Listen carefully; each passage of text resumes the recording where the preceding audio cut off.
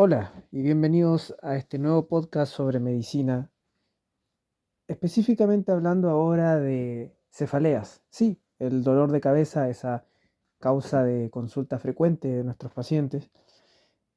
Cuando hablamos de cefalea, hablamos en el fondo de un dolor de cabeza, de esa sensación que está localizada en la región craneana, en la parte alta de la región cervical, en la mitad superior de la cara. Porque cuando hablamos ya de otro tipo de malestares, por ejemplo, en la región maxilar, estamos hablando de neuralgias que no son el objetivo de este podcast, pero es importante tener en cuenta la generalidad en el tema de la cefalea y es lo que vamos a conversar. La clasificación como tal obedece a distintas. Podemos encontrar la clasificación entre la cefalea primaria y la cefalea secundaria.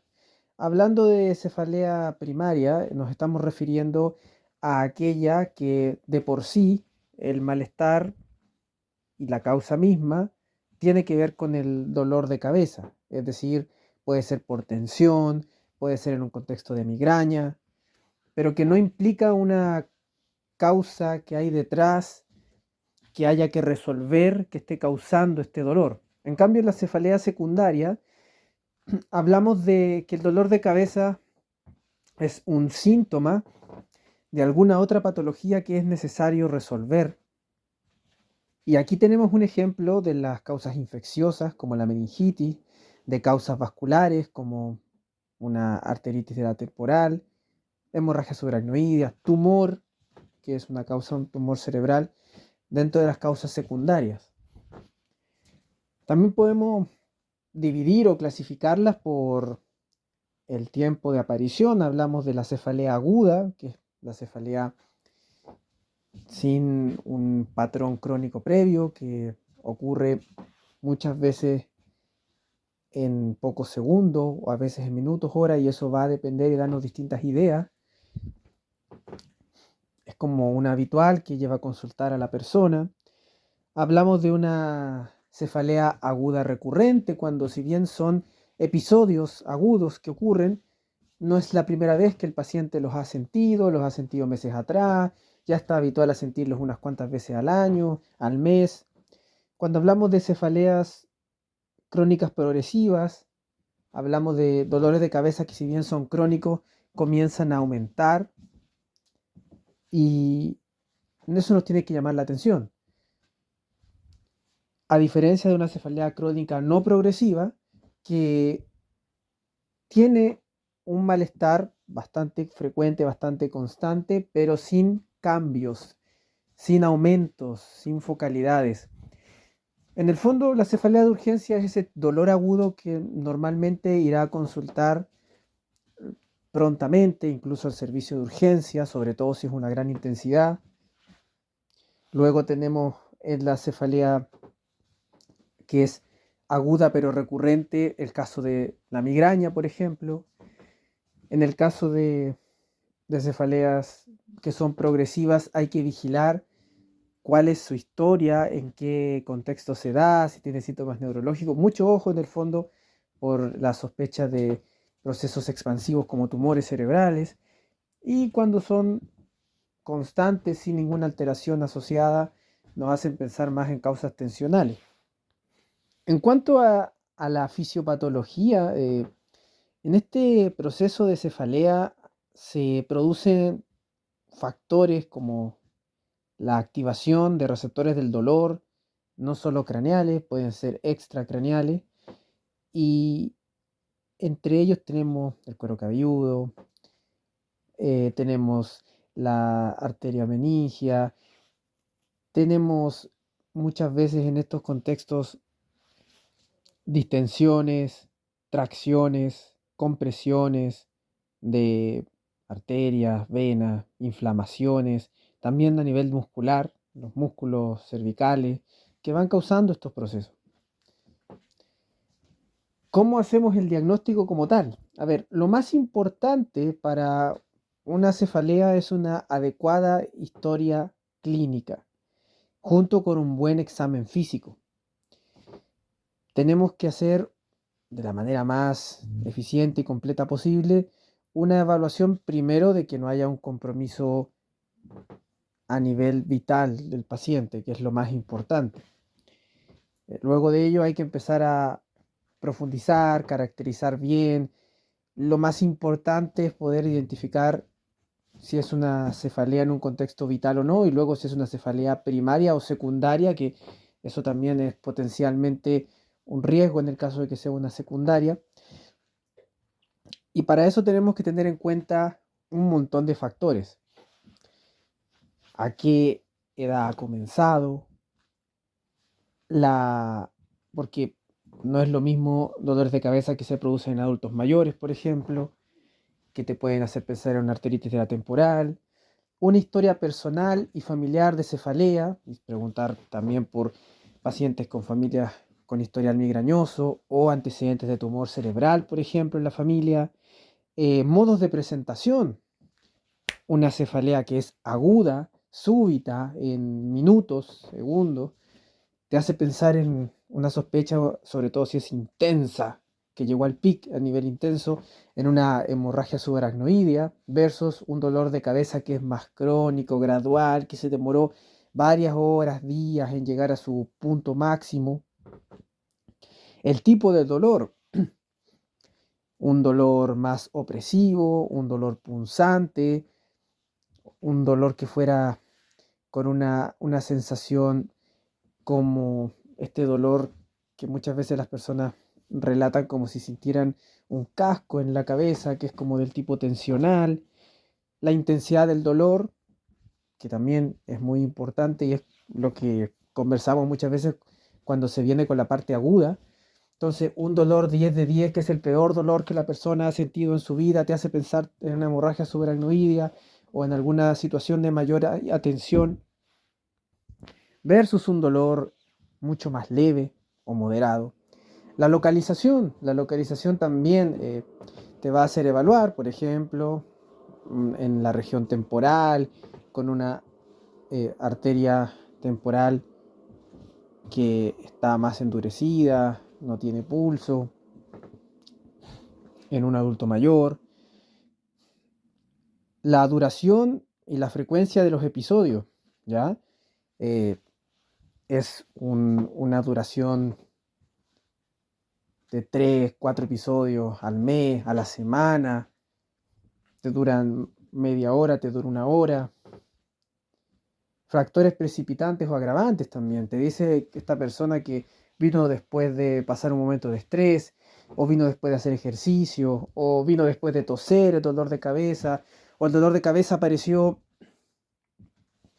asociado a síntomas como luces centellantes que vio, y entre 5 minutos y una hora aparece el dolor de cabeza y te hace pensar en una migraña con aura.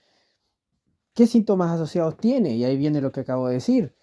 Por ejemplo, un dolor de cabeza con aura, con estos centellantes imágenes, esta especie de visión nublada, o fiebre y dolor de cabeza y vómito, porque bueno, en el primer caso con los síntomas de aura, una migraña con aura puede ser, pero en el caso de un dolor de cabeza con fiebre y vómitos y alteración de conciencia, bueno, eso te puede hacer sospechar de una meningitis, por ejemplo. Automedicación también, si es una persona que pasa tomando fármacos para evitar el dolor de manera crónica, tomaba ergotamínicos y resulta que para aliviar su dolor de cabeza, y resulta que ahora los dejó de tomar y se le acabaron y empezó un dolor fuerte de cabeza, y tú puedes pensar que es una cefalea de rebote.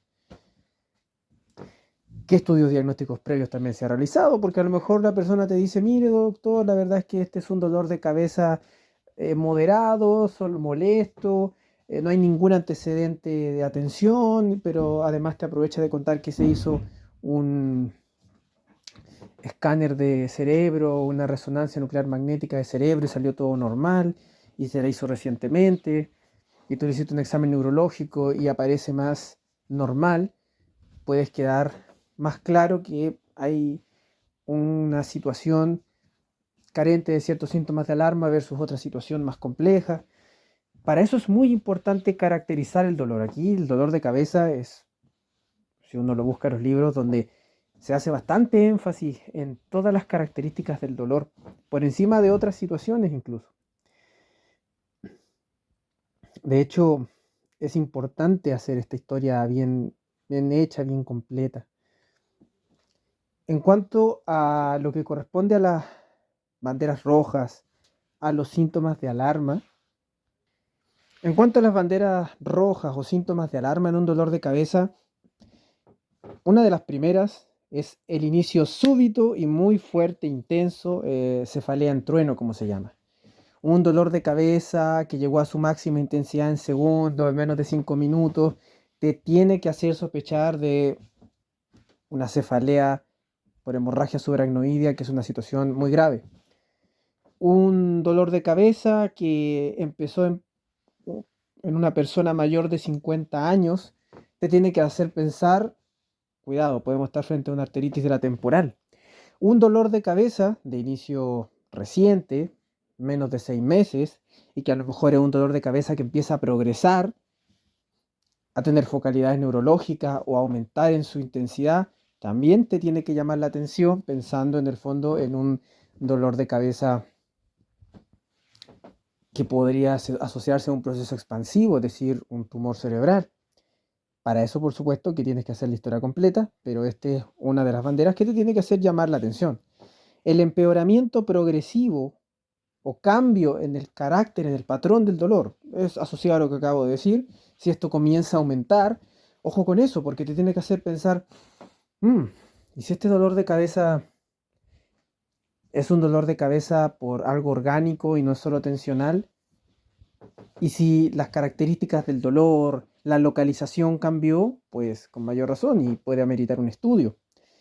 Alteraciones en el examen neurológico es algo bastante evidente, que si hay algún déficit, alguna focalidad neurológica, es decir, que ahora tiene una debilidad en una extremidad que no tenía previamente, alguna alteración en algún par craneal, lo que sea que tú hayas identificado en tu examen neurológico y lo encuentras con una focalidad, tienes que tomar ese punto en cuenta porque habla de una bandera roja en ese dolor de cabeza. Alteraciones como un TEC, un traumatismo encefalocraneano reciente, ojo, porque si junto con eso sigue un dolor de cabeza progresivo, es un síntoma de alarma. Antecedentes de tumor, neoplasia en el paciente que luego viene con este dolor de cabeza. Fiebre de origen desconocido o de foco no precisado. Atención con un dolor de cabeza, que ya lo he mencionado. Dolor de cabeza y convulsiones.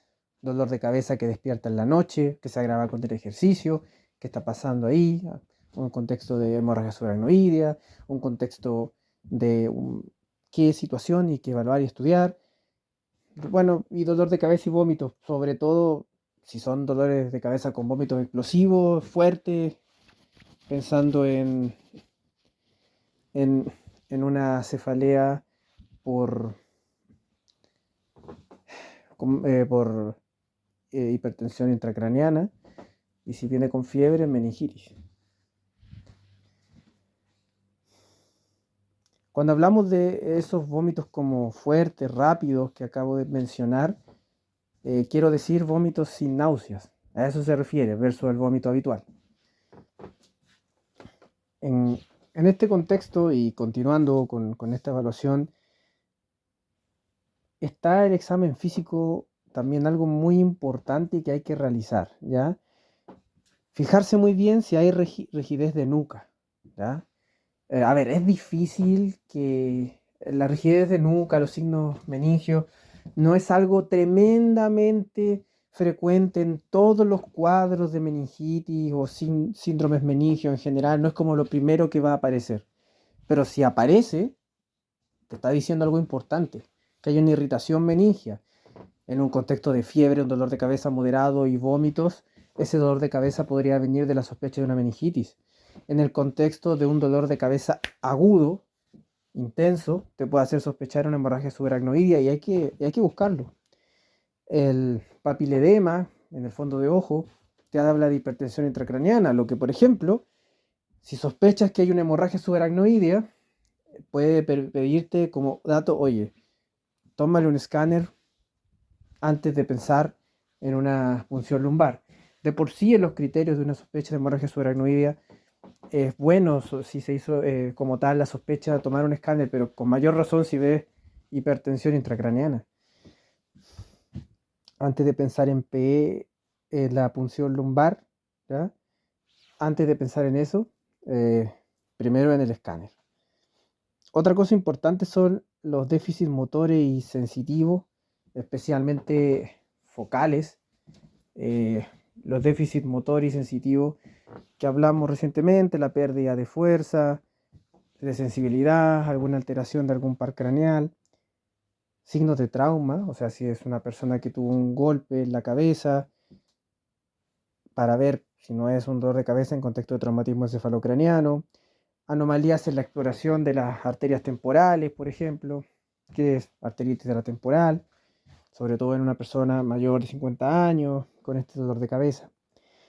Pero el examen físico no solo se tiene que quedar en lo neurológico, hay que ver si hay fiebre, lo que te hace pensar en meningitis, si hay una situación, un contexto de una hipertensión arterial, imagínate desbordados los niveles de hipertensión, una hipertensión arterial maligna, una emergencia hipertensiva, un contexto de anemia que puede estar causando dolor de cabeza, adenopatías que te haga pensar en una neoplasia, un dolor en alguna región localizada, signos de alguna enfermedad más a nivel cardiovascular como insuficiencia cardíaca o enfermedad pulmonar obstructiva crónica. Y algo muy importante que voy a nombrar ahora, si te llegan a las 3 4 de la mañana uno o dos pacientes que son familiares o que conviven en la misma casa en común, que vienen con un dolor de cabeza, sobre todo en invierno, ojo y pensar y sospechar que no sea en el contexto de, que es un contexto que pasa cuando las personas no tienen bien ventilada la casa y aplican calefacciones de lo que es la situación del monóxido de carbono. Entonces, ojo con esa situación, que hay que tener su propio tratamiento para esta misma. Y bueno, dentro de eso tenemos que ir a las exploraciones complementarias, ¿ya? Las exploraciones complementarias no siempre están indicadas de primera línea, pero va a depender del contexto, de la situación, de lo que se rescató en la historia clínica, de la presencia de banderas rojas, de la alteración del examen neurológico. Y ahí hay que complementarlo con los estudios. El escáner es el examen primero a solicitar si estás sospechando sobre todo una cefalea secundaria para descartar causas neurológicas. En este caso, siempre que haya una bandera roja y estás sospechando hemorragia subaracnoidea, tienes que solicitarlo. También un paciente que tiene traumatismo encefalocraniano y que en el momento del dolor de cabeza o incluso 24 horas después te llega y te dice que todavía le duele la cabeza y le aumenta su dolor, hay que estudiarlo. Bueno, la evidente sospecha del ACV. La punción lumbar, hay que estudiarla y realizarla en un contexto y un algoritmo. En el caso de la hemorragia subaracnoidea, primero el escáner. Si no encontraste ciertas alteraciones, te podría llevar a estudiarlo de esta forma. En el caso de pacientes con meningitis, para estudiar ese proceso infeccioso. Exámenes de laboratorio son un complemento, ¿ya? Son un complemento y va a depender. Por ejemplo, un paciente al que tiene un dolor de cabeza con una arteria temporal que te hace pensar en una arteritis temporal y la edad, le vas a pedir el VHS con el PCR. Una persona que tiene alteraciones que te hagan pensar en una alteración hidroelectrolítica, tendrás que estudiar electrolitos, depende del contexto. En ese sentido es importante siempre tener una buena historia que te lleve a eso, que te lleve a pensar bien qué es lo que hay que estudiar y cómo hay que estudiarlo. Si tuviéramos que seguir con esta conversación de las cefaleas, me gustaría pasar por un pequeño comentario de los distintos tipos, dividiéndolo en la clasificación por temporalidad, por cronicidad versus agudeza, en que hablamos de las cefaleas agudas, las cefaleas agudas más recurrentes, las crónicas y las crónicas progresivas, como para poder evaluar eso de una manera más esquematizada, como la misma evidencia en medicina te lo habla. En cuanto al dolor de cabeza, la cefalea aguda, tenemos las que son localizadas y generalizadas. Dentro de las localizadas vamos a tener causas por la zona en la que aparezcan, ¿ya? Oftalmológicas, otorrino, dentarias y bueno, incluso algunas neurológicas ahí. Por ejemplo, a nivel oftalmológico, la uveitis. Me gustaría destacarla. ¿Por qué? Porque es el ojo rojo, doloroso, con lagrimeo, fotofobia, disminución de la agudeza visual, la pupila está miótica y eso tiene que verlo rápidamente el oftalmólogo. Hay que tratarlo y tiene que verlo el experto y manejarlo. Un glaucoma agudo de ángulo cerrado, porque es ese dolor de cabeza intenso asociado a un ojo que también está con dolor, ojo rojo, que ha disminuido su agudeza visual, puede tener edema, puede tener midriasis, incluso puede tener náuseas y vómitos. También hablamos de una urgencia en ese caso. Entonces son situaciones que hay que tener ojo. Y otra importante es la queratitis por herpes zóster. Hay que investigar, en ese caso hay que buscar, hay que estar atento a las lesiones vesículo-costrosas que se pueden encontrar en lo que es el párpado, incluso úlceras en la córnea, porque esa es una entidad que necesita tratamiento como también evaluación y no hay que dejar pasar. A nivel de lo otorrino, desde las típicas otitis y la sinusitis, que bueno, son habituales y son conocidas, hasta la mastoiditis. Y detenerse un poco en la mastoiditis porque esa fiebre, ese dolor en la zona de la apófisis mastoides, que a veces está inflamado, duele a la palpación, también es una situación de urgencia que hay que tomar en cuenta. A nivel de las causas dentarias, donde pueden haber abscesos, infecciones, que hay que mirar, que aunque uno no se dedica a la odontología, hay que hacer la debida evaluación, la debida valoración también, y lo que tenga que manejar el experto de esa área, que es el odontólogo, pues se lo tendremos que informar, pero para eso hay que darse el tiempo de mirar esa zona, sobre todo si el área está localizada cerca de ahí. Y bueno, cuando dije causas neurológicas, hablo de disecciones de la arteria cervical, por ejemplo. Entonces es bueno tener esa idea como clasificación.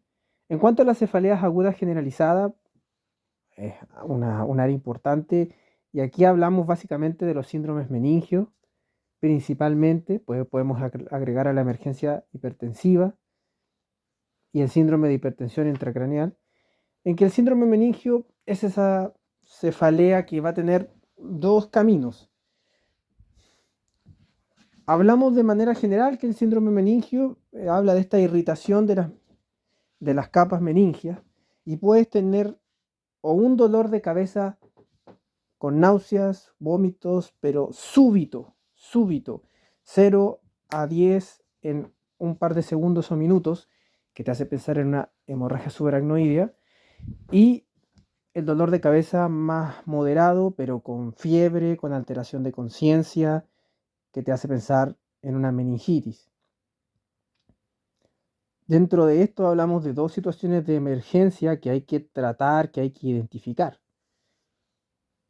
Y ambas deberán estudiarse debidamente con su debido proceso de escáner, de punción lumbar, para poder después realizar el manejo posterior. En cuanto al síndrome de hipertensión intracraniana, aquí lo importante es que pueden ser situaciones que hay que manejar rápido.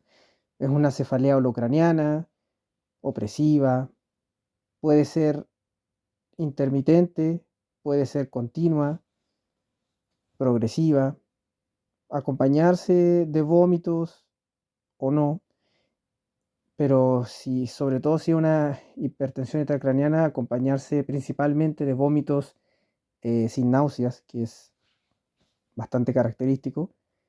La exploración física, aquí es donde podríamos buscar focalidad de los pares craneales, el edema de papila al fondo de ojo, focalidades neurológicas en general. Y es importante el contexto también. Por ejemplo, un hematoma subdural que ocurre por un traumatismo encefalocraniano en alguien que a lo mejor usaba anticoagulante, de una persona de la tercera edad.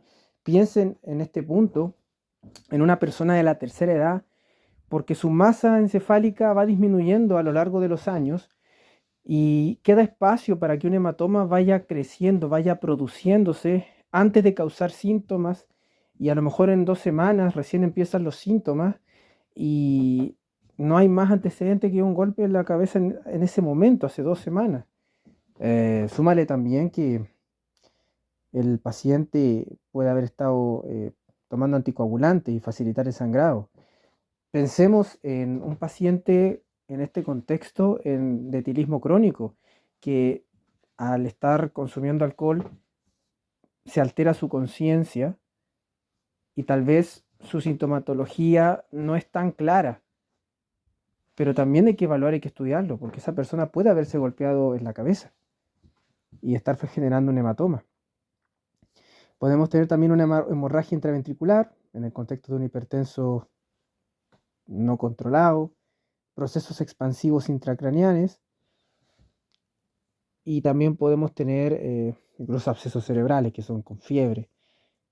Entonces es importante estar evaluándolo y estar estudiándolo. En cuanto a la emergencia hipertensiva, solo hablar pocas palabras, más que nada que hablamos de una situación de emergencia que da para otro podcast de medicina y requiere su manejo propio, donde hay una gran relevancia de la situación. Puede ser una hipertensión arterial que se descontroló, puede ser una situación de un feocromocitoma que esté causando toda esa presión arterial tremendamente elevada, puede ser en un contexto de la reacción del queso, donde una persona que toma inhibidores de la monoaminoxidasa consumió alimentos que no son recomendables comer en combinación con este fármaco como queso y generar esta respuesta. Entonces hay que tener ojo y atención con esos antecedentes y con ese contexto. En cuanto a las cefaleas agudas recurrentes ahora, porque estos son cefaleas agudas, causas localizadas y causas generalizadas. La cefalea aguda recurrente, hablamos de este dolor de cabeza que tiene sus pics de dolor cada cierto tiempo, por ejemplo, y el más característico es la migraña, y que hablamos de una alteración recurrente, puede ser pulsátil, hemicraneana, con náuseas, con vómito, con fotofobia, con sonofobia, que puede venir con o sin aura, ¿vale? Puede ser con o sin aura. Y bueno, cuando hablamos de aura, hablamos de estos síntomas que se desarrollan entre 5 minutos a 1 hora, en los cuales están asociadas estas situaciones de fotopsia, o sea, todas estas luces centellantes, escotoma, o sea, que un lugar de la visión está como más nublado o oscurecido y puede ser centellante, o sea, que se ven unas lucecitas alrededor. Hablamos en este contexto de síntomas que también pueden ser de vértigo, pueden ser alteraciones como el tinnitus, los acúfenos en el fondo, distintas manifestaciones de lo que viene a ser ese aura que se produce entre 5 minutos a 1 hora y que ocurre hasta 1 hora antes de que aparezca el dolor de cabeza y que son estas manifestaciones que hablaríamos de acompañantes de una migraña, en este caso con aura. Así como están las migrañas sin aura, que son cefaleas agudas recurrentes, las migrañas agudas recurrentes con aura son otra de las posibilidades. En ese sentido también hay que tener ojo con el estatus migrañoso, porque cuando esta migraña se produce por más de 72 horas, hablamos de un proceso de estatus migrañoso y muchas veces porque justamente al estar tomando muchos fármacos, remedios para aliviarlo, se generan estos malestares. Dentro de la cefalea aguda recurrente, además de la migraña, tenemos otro cuadro que es muy doloroso, por ejemplo, la cefalea en racimo. Principalmente afecta a los hombres, 20 a 40 años. Son episodios con síntomas que también son autonómicos. Aquí hablamos de un contexto bastante doloroso, pero que además tiene congestión nasal, tiene rinorrea, sudoración de la región frontal de la cara, enrojecimiento y también hiperestesia facial. Tenemos la miosis en la pupila, tosis palpebral, y todo esto ocurre en el lapso de tiempo en el que está viniendo este dolor, un dolor de cabeza que puede ser hasta 8 veces al día, normalmente son 3 veces, y son muchas semanas de duración con periodos en los que hay una ausencia de síntomas. Por lo tanto, es una situación compleja y que hay que tener en cuenta cuando las personas nos llegan a consultar. También tenemos otros dolores de cabeza agudos recurrentes, como la inducida por la tos, que puede ser una situación esencial o una situación que requiera mayor estudio, pero normalmente son situaciones que generan dolor de cabeza por el valsalva, que es esta maniobra que causa el dolor de cabeza por aumento en la presión intracraniana. La cefalea de ejercicio, que puede ser esencial, que pasa en cualquier situación de ejercicio, y ahí se trata con propanolol, indometacina, y la secundaria que puede ser por hemorragia subaracnoidea, hipertensión arterial. Entonces, esas son algunas de las situaciones, y la cefalea hay que evaluarla, hay que tenerla en cuenta, y eso nos permite también explicarle al paciente el contexto, los estudios necesarios, de qué se trata, y tener más claro la situación y el manejo. Tenemos las cefaleas subagudas, y crónicas, pero progresivas. Esas ya requieren un poco más de atención y una exploración bastante completa, junto con exámenes complementarios como el escáner o la resonancia nuclear magnética, sobre todo porque pueden ser secundarias a procesos expansivos intracraneales, o sea, el tumor cerebral. Es un dolor que viene todos los días, que tiene pics espontáneos. Eh, Pueden ser algunos también gatillados por otras cosas como la tos, el estornudo, pero son situaciones que pueden llegar a tener focalidades neurológicas, pueden tener problemas de conciencia, pueden aumentar la progresión de estos mismos a lo largo del tiempo y tienen que llevarnos a estudiar con mayor atención. En cuanto a la cefalea crónica no progresiva, en cambio, tenemos dolores de cabeza que van durante un tiempo continuo, recurrente, de manera crónica en el fondo, pero sin síntomas neurológicos, en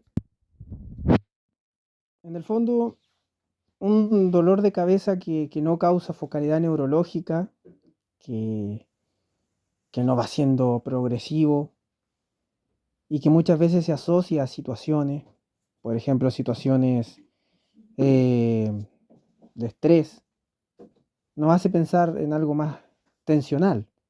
Son dolores de cabeza que pueden ser diarios, la localización bilateral, una sensación de apretón en la cabeza como si fuera un casco, una duración que puede ser de minutos a días, pero no cambia con el deporte, no aparece focalidad neurológica. Y una cefalea crónica no progresiva nos va a dar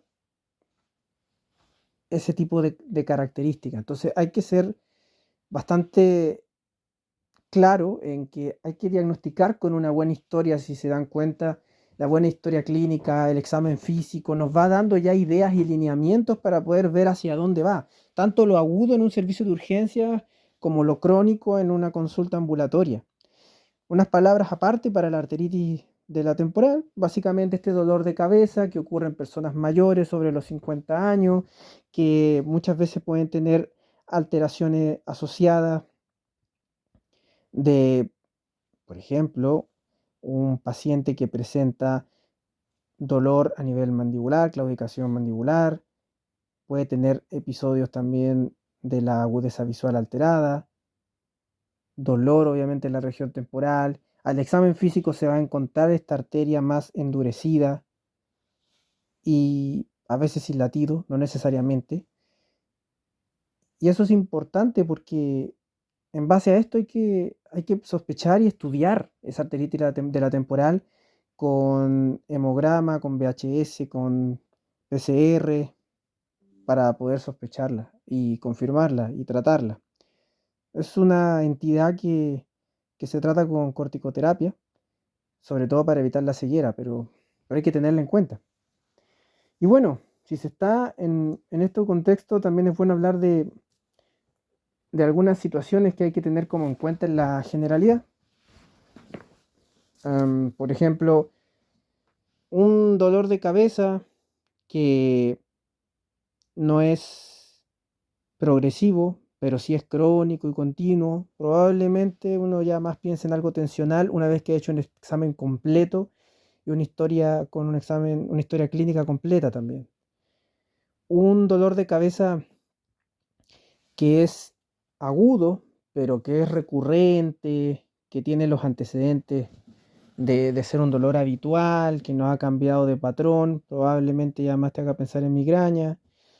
Un dolor de cabeza en personas mayores te tiene que hacer pensar en estudiar algo, no confiarte, y sobre todo en la arteritis temporal, o si es más agudo el dolor, algo ya más vascular. Un dolor de cabeza brusco, sobre todo brusco, en una hemorragia subaracnoidea. Un dolor de cabeza con fiebre, hay que estudiarlo.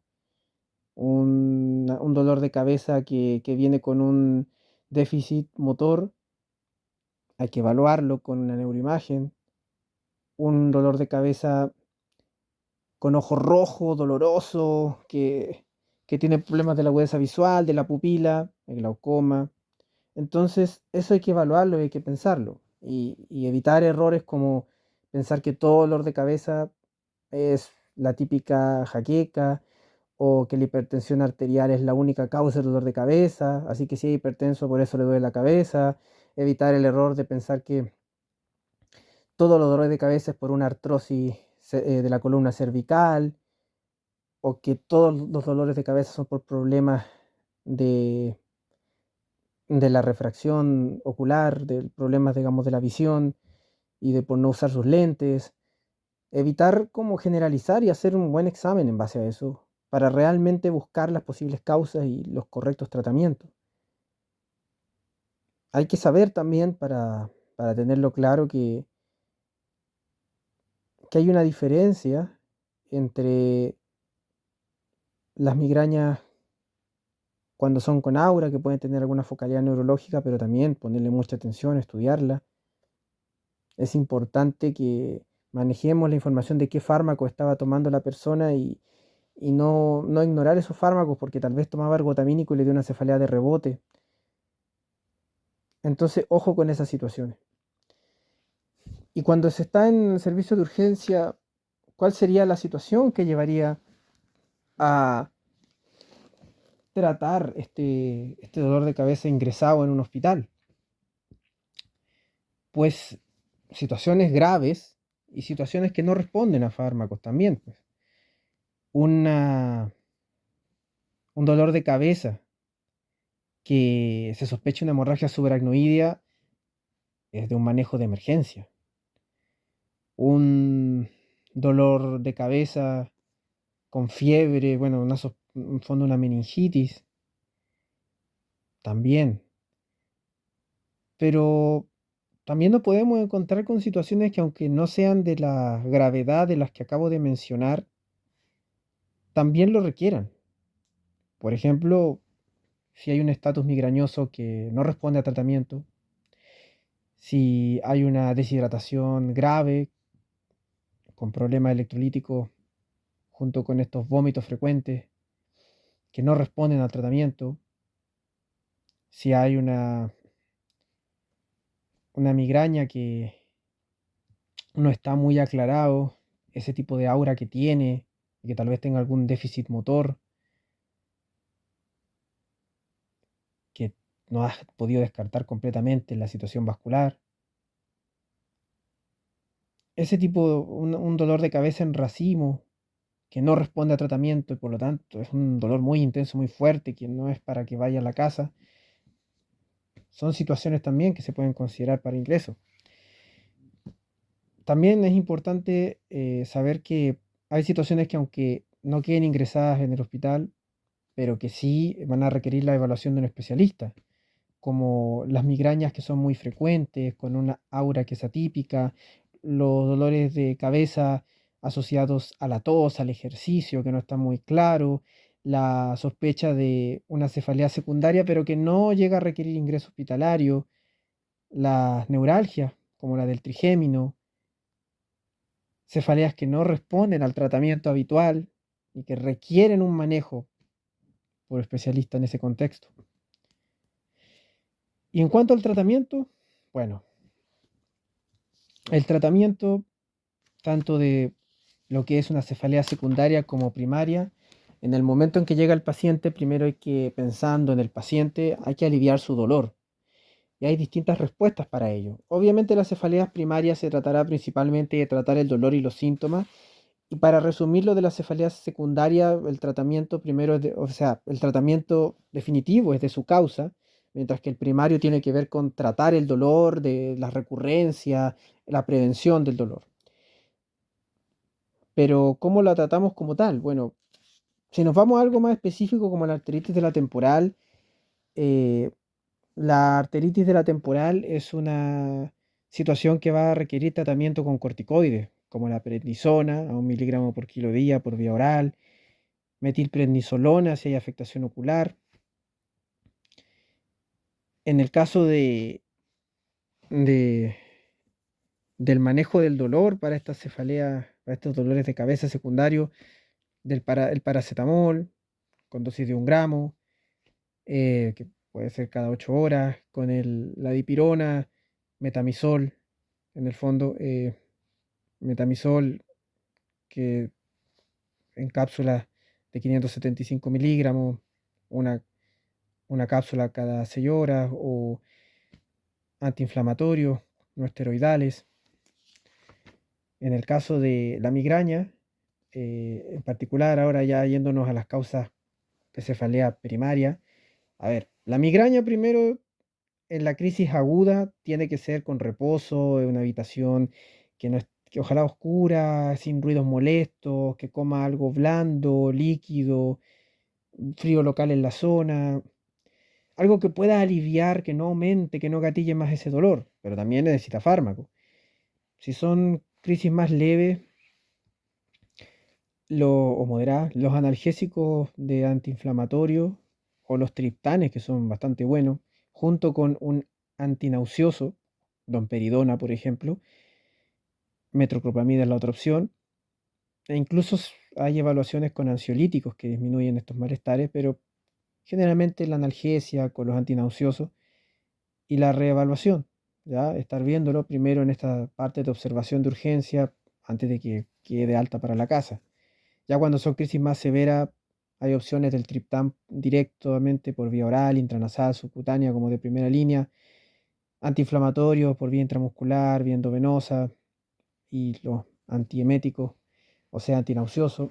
Algunos, cuando el dolor de cabeza es muy fuerte, pueden recomendar de entrada lo que es el antiinflamatorio no esteroidal, junto con el antiemético y el antiinflamatorio por vía parenteral, el antiemético como metoclopramida también, y que eso responde, alivia el malestar pasado, por supuesto, como se indica y como tiene que ser, que la metoclopramida va pasando más lento para que no cause estas reacciones a veces en la metoclopramida, y evaluar cómo está el paciente, reevaluar, que eso es lo importante. Eh, una vez que ya toca irse a la casa, no se va a quedar solamente así, va a necesitar tratamientos, el paracetamol a dosis de 1 gramo cada 8, el metamisol de 575 miligramos cada 6 horas, dependiendo de lo que indique el médico tratante, o sea, el profesional, ustedes como médicos en esos momentos, va a depender de la evaluación que hagan. Todo lo que ustedes están indicando, lo que vayan a indicar aquí, sea paracetamol, dipirona, etcétera, son opciones.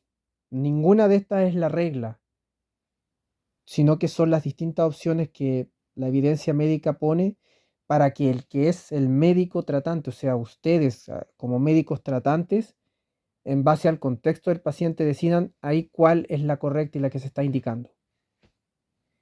Eh, Naproxeno, que ahí la, la situación es P500 cada 12, el ibuprofeno, bueno, y el diclofenaco para mandarlo a la casa una vez que se ha evaluado todo lo demás y dejarle ya el alivio para el dolor vía intramuscular, son opciones válidas. Antinauseosos, la metoclopramida y la domperidona. En cuanto a los triptanes, que son estos agonistas serotoninérgicos, específicamente los receptores 5-HT1, que son una primera línea para las crisis moderadas de migraña o muy intensas que no te van a responder a los antiinflamatorios habituales, son bastante eficaces. Por supuesto que tienen sus prevenciones, no se recomiendan en pacientes que toman litio, en pacientes que tienen cardiopatía isquémica, que tomen inhibidores de la monoaminoxidasa, hipertensos no controlados, y el médico, o sea, ustedes, tienen que evaluar en base a ese contexto y esa situación. Am, Como médicos tenemos que siempre tener claros los contextos, las situaciones, para hacer uno u otro manejo. No hay que administrar este fármaco inmediatamente. Si han tomado las personas ergotamínicos antes, hay que dejar pasar por lo menos 24 horas. Buenas opciones, el sumatriptán, el L-triptán, el naratriptán, y son opciones que se pueden indicar, ¿ya? Como el naratriptán de 2,5 miligramos por vía oral. Entonces, ese es más o menos las opciones y los esquemas.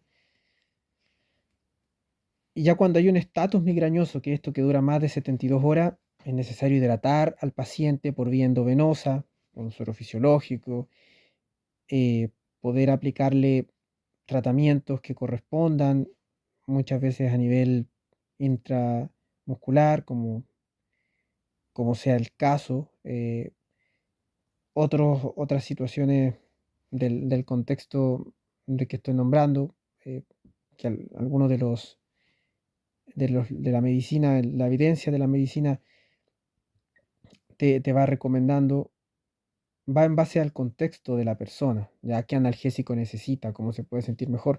Normalmente aquí, además de la hidratación endovenosa, son los antinauseosos, eh, metoclopramida, domperidona, analgésicos o triptanes, que esos son los que pueden recomendar estos antiinflamatorios no esteroidales por vía intramuscular, corticoterapia con dexametasona y otro ejemplo, por ejemplo, es la metilprednisolona como un corticoide para aliviar este estatus, el valproato sódico, en caso, digamos, otra opción si no va respondiendo.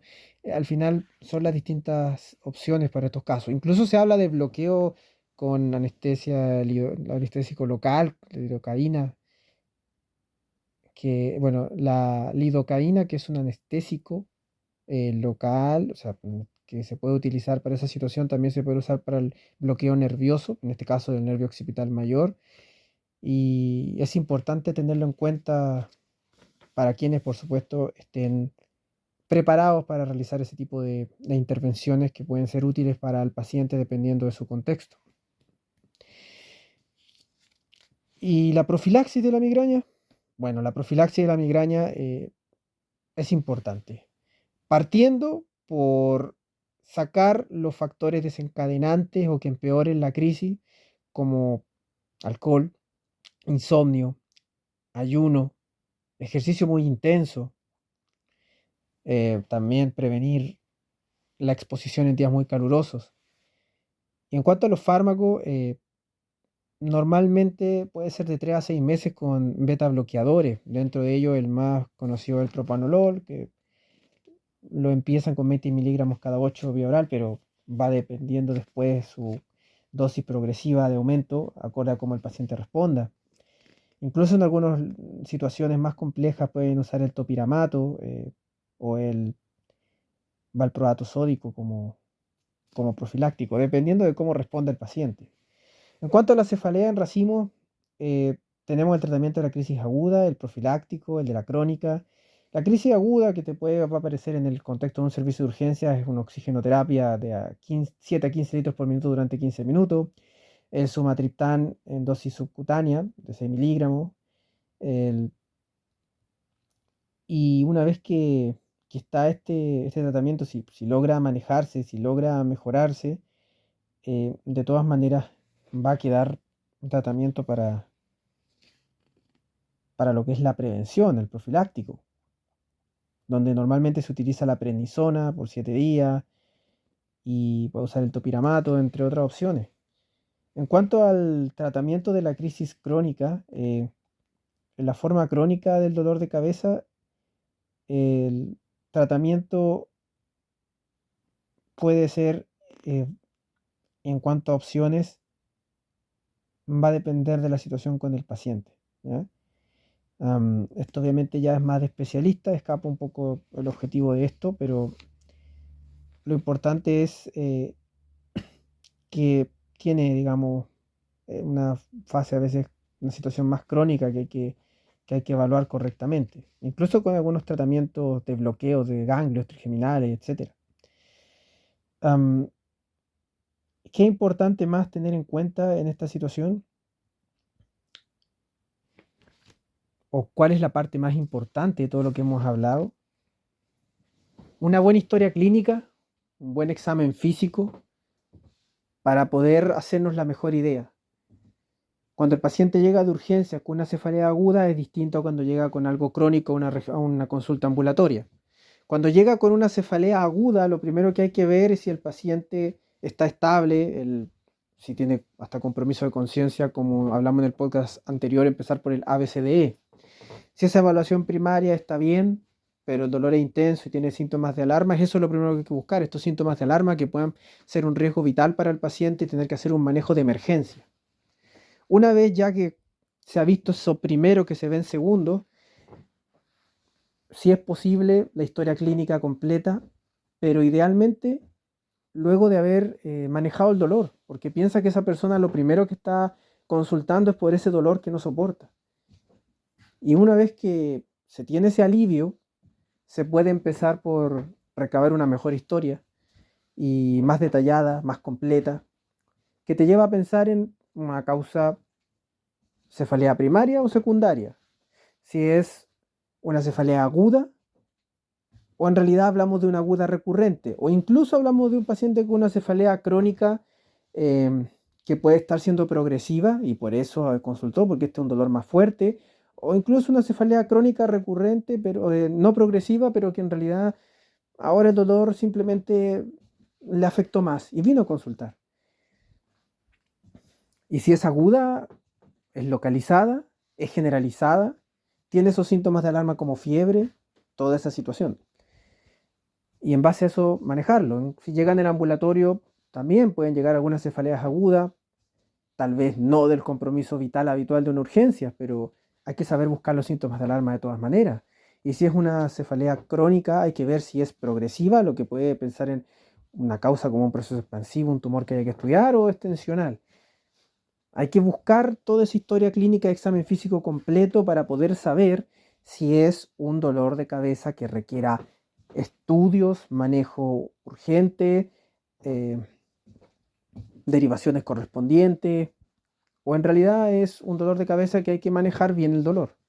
Y para eso toda la prevención y el manejo sintomático.